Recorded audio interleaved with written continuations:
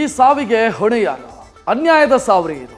ಇಲಾಖೆಯ ಮಂತ್ರಿಯಿಂದ ಬಂದಂಥ ಮೌಖಿಕ ಆದೇಶದಿಂದ ಆದಂಥ ಬೃಹತ್ ಹಗರಣಕ್ಕೆ ನೌಕರನ ಹೆಣ ಬಿದ್ದಿದೆ. ವಾಲ್ಮೀಕಿ ಅಭಿವೃದ್ಧಿ ನಿಗಮದ ಅಕೌಂಟ್ ಸೂಪರಿಂಟೆಂಡೆಂಟ್ ಸೂಸೈಡ್ ಮಾಡಿಕೊಂಡಿದ್ದಾರೆ. ಪ್ರಕರಣದಲ್ಲಿ ದೊಡ್ಡ ದೊಡ್ಡ ಹೆಸರುಗಳು ಬಯಲಾಗ್ತಾ ಇದೆ. ಇಲಾಖೆಯ ಸಚಿವರ ಬುಡಕ್ಕೂ ಕೂಡ ಬಿಸಿ ಮುಟ್ಟೋ ಸಾಧ್ಯತೆ ಇದೆ.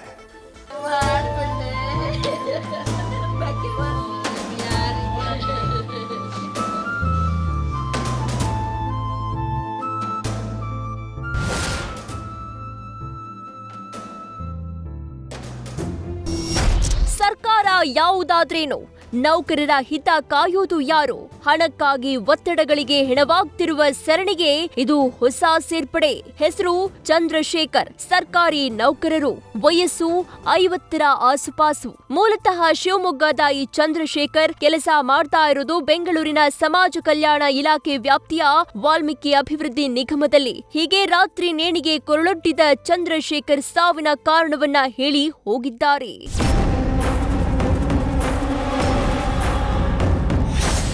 ಮೇಲಾಧಿಕಾರಿಗಳ ಕಿರುಕುಳಕ್ಕೆ ಬೇಸತ್ತು ನೇಣಿಗೆ ಶರಣು.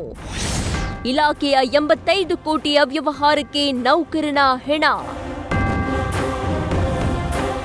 ಇಲ್ಲಿ ಬಿಕ್ಕುತ್ತಿರುವ ಈ ಮಹಿಳೆ ನೊಮ್ಮೆ ನೋಡಿ. ಗಂಡನ ಪಾರ್ಥಿವ ಶರೀರವನ್ನು ಸ್ಪರ್ಶಿಸಲಾಗದ ಸ್ಥಿತಿ. ಅಡ್ಡ ಬಂದ ಗಾಜು ದುಃಖಿಗೆ ಬೇಲಿ ಹಾಕದೆ ಚಡಪಡಿಸ್ತಾ ಇದೆ. ಪತಿ ಹೀಗೆ ಶವವಾಗಿ ಕಂಡು ಎದೆ ಬಿರಿದು ಅಳ್ತಿರುವ ಆಕೆಯ ರೋದನಕ್ಕೆ ಕಾರಣ ನಿಗಮದ ಬೃಹತ್ ಹಗರಣ. ಸರ್ಕಾರ ದುಡ್ಡು ತಿಂದವ್ರು ಯಾರು ಅನುಭವಿಸಿದ್ಯಾರು ಸರ್? ನನ್ನ ಗಂಡನ ಜೀವ ಹೋಯ್ತು. ಅವ್ರು 6 ಪೇಜ್ ನೋಟ್ ಬರ್ದು ಡೆತ್ ನೋಟ್ ಬರೆದಿಟ್ಟಿದ್ದಾರೆ. ಯಾರಿಗೆ ಉತ್ತರ ಕೊಡ್ಲಿ ಸರ್? ನನ್ನ 2 ಮಕ್ಕಳು ಎಲ್ಲಿಗೆ ಹೋಗ್ಬೇಕು? ನ್ಯಾಯ ಬೇಕು ನನಗೆ. ನನ್ನ ಗಂಡನ ಸಾವಿಗೆ ನ್ಯಾಯ ಬೇಕು. ತುಂಬಾ ನಿಯತ್ತಿನ ಮನುಷ್ಯ. ಒಬ್ರ ಹತ್ರ ತಿಂದವರಲ್ಲ, 1 ರೂಪಾಯಿಗೂ ಆಸೆ ಪಟ್ಟವರಲ್ಲ.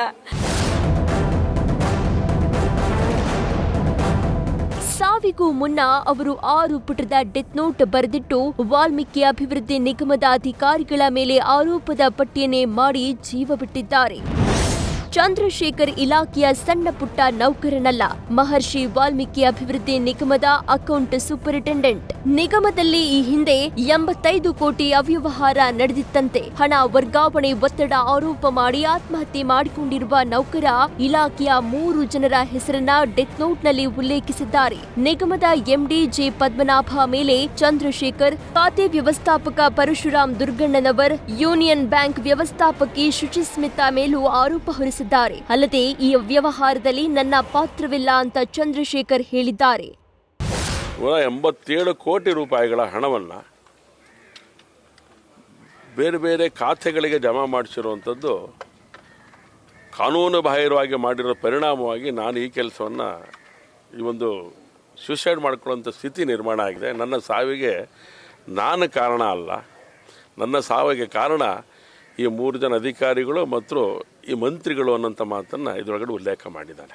ಹಾಗಾಗಿ ಸರ್ಕಾರನೇ ನೇರವಾಗಿ ಇದು ಹೊಣೆಯನ್ನು ವಹಿಸ್ಕೋಬೇಕಾಗತ್ತೆ. ಸನ್ಮಾನ್ಯ ಮುಖ್ಯಮಂತ್ರಿಗಳು ಇದರೊಳಗಡೆ ಆಲೋಚನೆಯನ್ನು ಮಾಡಬೇಕು. ಮಂತ್ರಿ ಮಂಡಲದಿಂದ ಸಂಬಂಧಪಟ್ಟಂಥ ಮಂತ್ರಿ ಯಾರಿದ್ದಾರೆ ಅವ್ರನ್ನ ಕೈ ಬಿಡುವಂಥದ್ದು ಬಹಳ ಅನಿವಾರ್ಯತೆ ಇದೆ.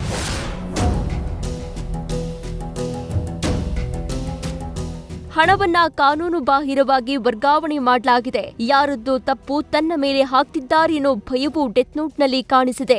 ಒಟ್ಟಾರೆ ವಿನೋಬ ನಗರ ಠಾಣೆಯಲ್ಲಿ ಪ್ರಕರಣ ದಾಖಲಾಗಿದೆ. ಪೊಲೀಸರು ಡೆತ್ ನೋಟ್ ವಶಕ್ಕೆ ಪಡೆದುಕೊಂಡು ಪರಿಶೀಲನೆ ನಡೆಸುತ್ತಿದ್ದಾರೆ. ಇತ್ತ ಸರ್ಕಾರ ಯಾವ ರೀತಿಯ ಕ್ರಮಕ್ಕೆ ಮುಂದಾಗಲಿದೆ ಅನ್ನೋದು ಕುತೂಹಲ. Prasanna, news first, Shivamogga. News first ನಿರ್ಭೀತಿಯಿಂದ ನಿಮ್ಮ ಪರವಾಗಿ.